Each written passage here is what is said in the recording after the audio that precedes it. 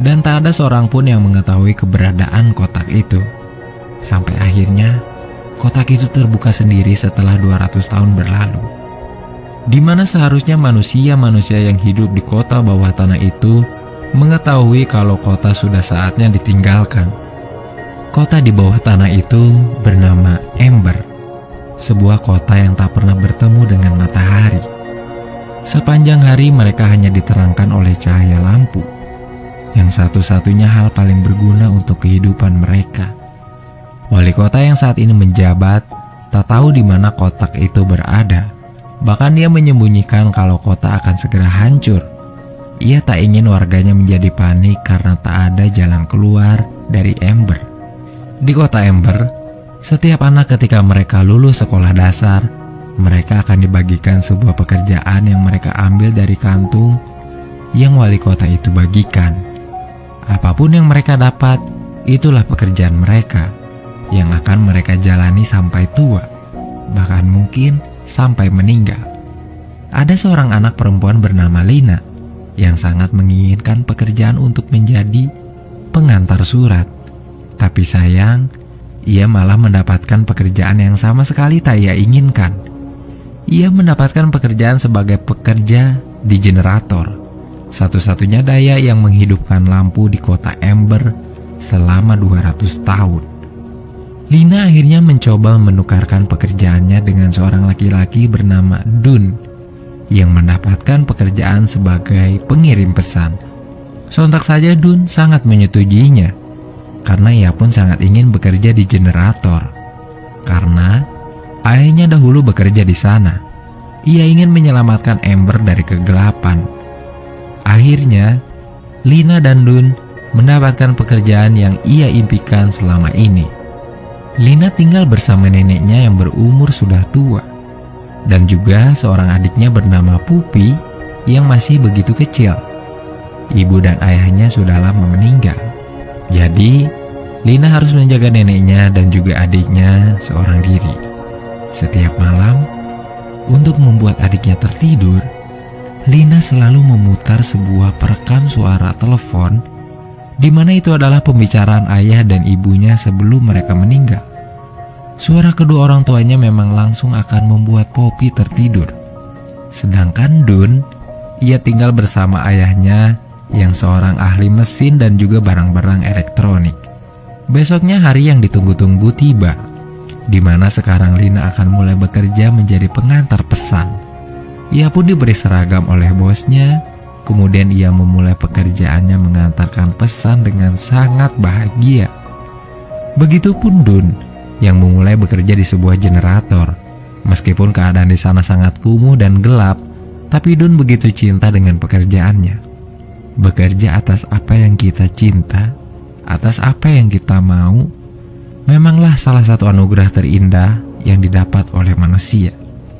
Suatu ketika saat Lina mengantarkan pesan pertamanya, di sana tiba-tiba ada seseorang dari luar rumahnya seperti habis menghindar dari sesuatu.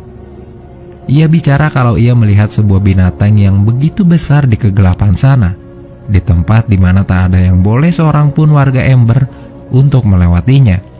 Karena jika ada warganya yang tertangkap keluar dari perbatasan, ia akan langsung dimasukkan ke dalam penjara. Dun sibuk menambal semua pipa yang bocor di sana.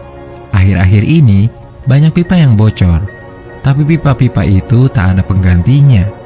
Jadi kebocoran itu akan terus ditambal dan tak akan pernah diganti. Sebenarnya Dun belum pernah melihat generator itu seperti apa. Apakah memang sangat besar seperti apa yang diceritakan banyak orang, atau justru malah sebaliknya? Suatu ketika, Dun iseng menjelajahi terowongan di bawah tanah itu seorang diri dengan hanya menggunakan petanya. Di sana ia melihat sebuah terowongan yang dihapus dari peta. Pintu yang berada di sana tak bisa dibuka karena dikunci dari dalam, seperti tak boleh seorang pun memasukinya. Tak lama, cahaya-cahaya di kota Ember kembali padam. Kota Ember mendadak gelap sepenuhnya. Tak ada cahaya apapun. Sudah seminggu ini, lampu di kota Ember memang lebih dari 3 kali padam. Itu disebabkan generator yang sudah semakin tua. Keadaan di lokasi tempat kerja Dun begitu sibuk. Orang-orang sibuk memadamkan api yang membakar generator. Akhirnya Dun pun bisa melihat generator yang begitu besar dan tua itu. Suatu malam saat Lina sudah sampai rumahnya, ia mencari keberadaan adiknya yang ternyata sudah lupa tentang kotak itu. Besoknya Lina mendapatkan sebuah pesan dari seseorang yang bekerja di sebuah toko makanan untuk wali kota. Pesannya adalah, kapalnya sudah siap. Lina pun langsung berlari menuju gedung wali kota. Ketika sudah sampai di dalam gedung, ia melihat sebuah lukisan wali kota terdahulu. Ia ingat, salah satu di lukisan itu adalah buyutnya. Di lukisan itu, buyutnya memegang sebuah kotak yang ia temui di rumahnya kemarin. Akhirnya, Lina pun menyampaikan pesan itu kepada wali kota di sana. Sekedar informasi, di kota Ember itu sekarang makanan sudah sangat susah dicari. Di toko-toko makanan bahkan sudah tak ada persediaan apapun. Tapi warga Ember tak mengetahui hal tersebut. Di rumahnya, Lina terus saja memperhatikan kotak tersebut. Ia buka, kemudian di dalamnya ada sebuah surat yang robek. Ia coba sambungkan robekan demi robekan. Ia coba sambungkan kata demi kata yang sama sekali tak ia mengerti.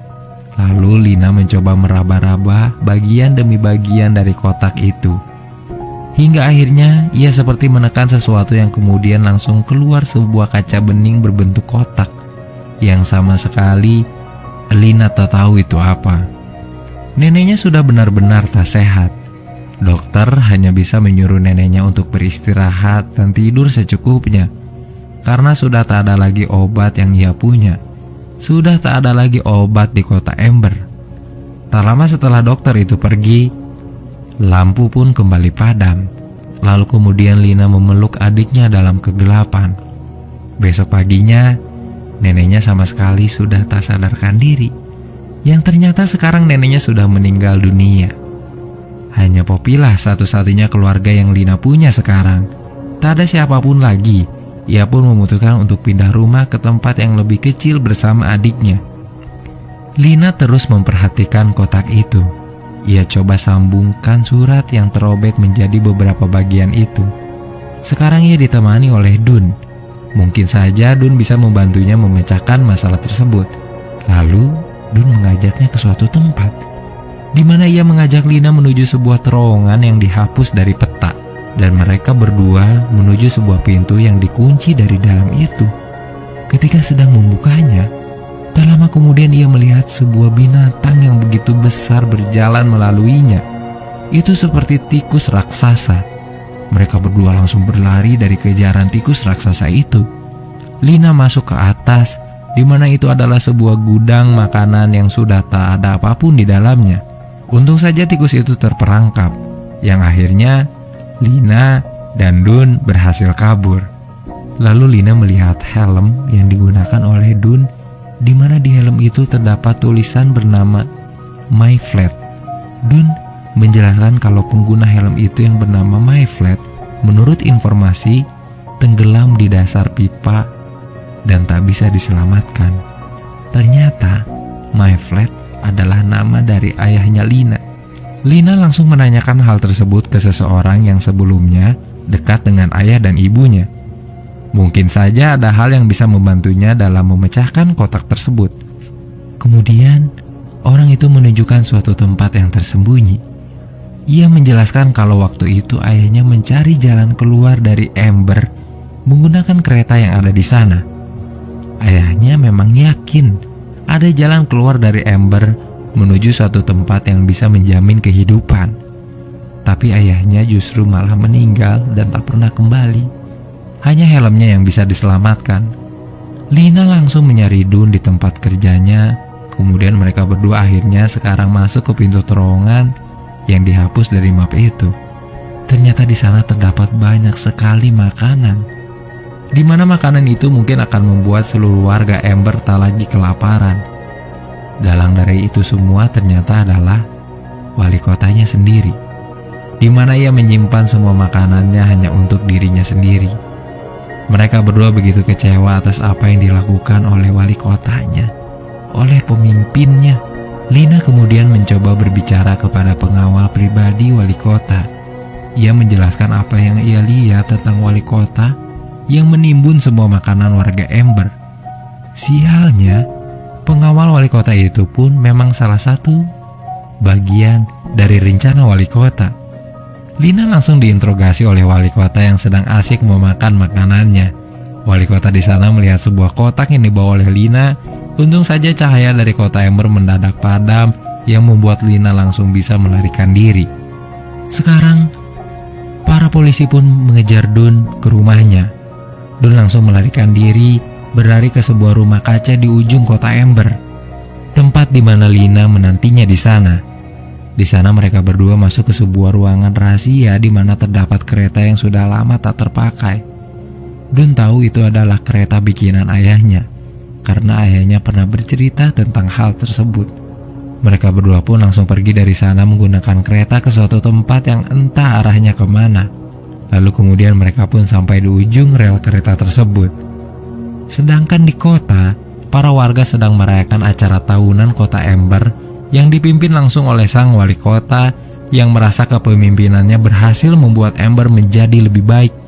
Di sana, Dun dan Lina mencoba menyatukan kedua kunci yang berasal dari kotak itu, di mana salah satu kuncinya memang dicuri oleh Lina dari sang wali kota ketika akan melarikan diri tadi. Dun tahu mereka harus pergi ke generator, tapi mereka berdua kembali ke kota untuk menjemput adiknya Lina dahulu. Kini mereka bertiga tepat di depan pintu generator yang terkunci. Lina coba mencari-cari sesuatu di ruangan itu yang mungkin saja bisa membuka pintu tersebut. Yang akhirnya ia tahu kuncinya ada di belakang loker, karena ia ikuti tanda dari catatan dari kotak tersebut yang sama dengan desain bangunan di sana. Dun mencoba membalikan loker itu. Di dalamnya ternyata masih banyak loker-loker yang lain. Mereka tahu itu bukanlah loker, tapi sebuah perahu. Lalu mereka berdua mencoba memutar tuas yang ada di dekatnya, dan perahu-perahu tersebut seperti berjalan sendiri mengikuti rel kecil di bawahnya. Bahkan kini perahu-perahu itu masuk ke ruang generator di mana pintunya otomatis terbuka. Lalu perahu-perahu itu seperti membuat formasi yang lalu dengan sendirinya masuk ke dalam sebuah sungai yang ada di sana. Tapi kincir besar yang ada di sana langsung menghancurkan perahu tersebut. Ada sesuatu yang salah. Sesuatu yang mungkin harus kembali dipecahkan oleh mereka berdua. Lalu mereka mencoba membuka sebuah pintu yang kuncinya bisa dibuka dengan kedua kunci yang berasal dari kotak Lina, di mana yang satunya berasal dari sang wali kota yang Lina curi. Mereka bertiga pun masuk ke dalam dan menaiki tangga menuju pusat pengendali generator tersebut. Generator yang begitu besar. Lalu mereka pun menyalakan generator itu dengan kedua kunci, di mana hal itu yang membuat kincir-kincir yang menghalangi perahu tadi kembali berputar. Tapi kemudian kincir itu seketika berhenti kembali. Dibantu teman kerja Dun yang sudah tua bernama Sul, Dun memperbaiki kincir itu. Tapi lonjakan dayanya begitu kuat sampai-sampai memecahkan lampu-lampu yang berada di kota Ember. Bahkan air-air kotor pun mulai memasuki kota Ember. Wali kota itu seketika takut. Ia tahu kota Ember akan segera berakhir. Sang wali kota langsung pergi dari sana masuk ke tempat di mana ia kumpulkan semua makanan warga Ember. Tapi ternyata di dalam sana ada sebuah tikus raksasa yang ternyata selama ini diam di sana. Dun, Lina, dan adiknya akhirnya menaiki perahu tersebut. Sedangkan Sul diam di sana menjaga agar kincir itu bisa terus bergerak. Akhirnya mereka bertiga berhasil melewati kincir. Perahunya terus berjalan dengan sangat cepat melewati gua yang berkelok-kelok, sampai akhirnya mereka terhempas ke sebuah air yang begitu tenang. Lalu mereka pun sampai di ujung sungai itu, di mana di sana ia melihat sebuah kotak yang berisikan korek api yang pertama kalinya ia lihat. Mereka mengikuti sebuah panduan untuk menyalakan korek itu. Dengan cahaya yang mereka punya, mereka berjalan pelan-pelan ke atas, lalu membuka pintu di sana. Di sana ada jalan keluar yang entah itu menuju mana. Ternyata sekarang mereka berada di daratan bumi yang sama gelapnya dengan kota Ember. Di depan mereka ada mobil yang mungkin sudah ratusan tahun tak pernah terpakai. Mereka kembali frustasi. Kegelapan adalah hal yang paling mengerikan untuk mereka. Padahal mereka sudah berusaha. Bahkan mungkin mereka berpikir mereka akan bertemu dengan tempat yang lebih baik dan tempat yang lebih terang. Tapi beberapa saat kemudian, terlihat kilauan cahaya berwarna kekuning-kuningan yang berasal dari matahari yang mulai terbit. Itulah pertama kalinya mereka melihat cahaya matahari. Di sebuah lubang, mereka bahkan bisa melihat kota Ember di bawah sana. Lalu mereka mencoba mengirimkan sebuah batu berisikan pesan yang mereka tulis. Yang untung saja, batu itu jatuh dan dibaca oleh orang yang benar, yaitu ayahnya, Dun. Seseorang yang memang sudah mencoba keluar dari kota Ember bersama ayahnya Lina, namun gagal. Untung saja anak mereka berhasil keluar dari kegelapan. Lalu film pun selesai.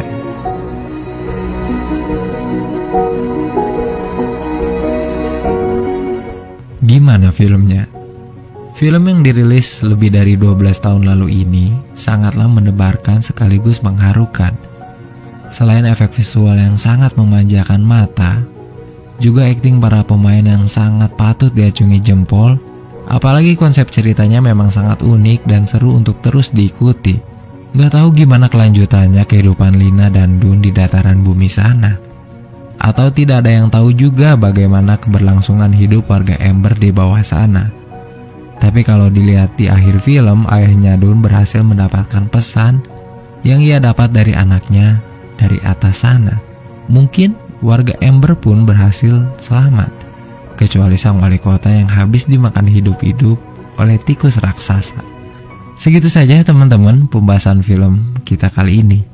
Terima kasih untuk kalian yang menonton video ini sampai akhir.